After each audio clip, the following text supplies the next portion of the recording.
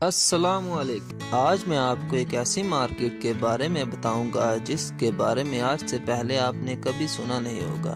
ہر شہر یا قصبہ پھل سبزیوں سے بھرا ہوتا ہے، پر ایسے ہی سڑکوں پر نوٹ یا کیش کا مارکیٹ مل جائے تو پھر یہ کسی اور چونکنے والی چیز سے کم نہیں ہے۔ حالانکہ افریقہ دیش اور صومالی لینڈ کے لوگوں کے لیے یہ چیز عام ہے، لیکن آپ اس کو دیکھنے کے بعد حیرت میں پڑ جائیں گے۔ یہاں سڑکوں پر فوڈ اور فروٹ رینڈر کی طرح منی رینڈرز بیٹھتے ہیں، وہ بھی بنا کسی سیکیورٹی اور آرم فورس کے۔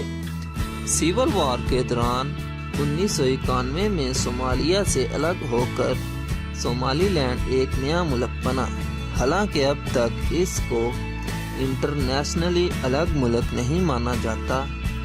صومالی لینڈ بہت ہی غریب ملک ہے۔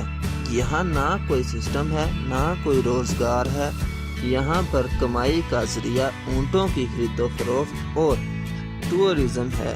ملک کی کرنسی شیلنگ ہے، جس کی کسی بھی ملک میں کوئی ویلیو نہیں، اسی لیے یہاں صرف بڑے نوٹ یعنی کہ 500 اور 1000 کا نوٹ ہی چلتا ہے۔ ایک امریکی ڈالر کے بدلے 9000 شیلنگ کے نوٹ ملتے ہیں۔ CNN نیوز کے مطابق اگر آپ چاہیں تو صومالیین کرنسی خرید سکتے ہیں۔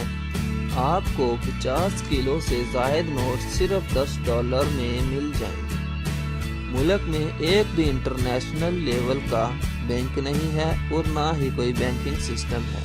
2 پرائیویٹ کمپنی جات اور دیاب نے موبائل بینکنگ اکنامک کھڑی کی ہے۔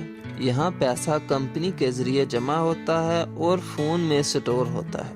اس فون پر پرسنلائز نمبر کے ذریعے سامان بیچا اور خریدا جاتا ہے، لہٰذا منی ایکسچینج کے لیے سڑکوں پر ایسے نوٹوں کا بازار لگتا ہے جسے دیکھنے کے بعد ہر کوئی حیرت میں پڑ جاتا ہے۔ اگر آپ کو یہ معلومات پسند آئی ہو تو اپنے دوستوں کے ساتھ ہی شیئر ضرور کریں، چینل کو سبسکرائب کریں تاکہ آپ کو ہماری ویڈیوز ملیں سب سے پہلے۔ شکریہ۔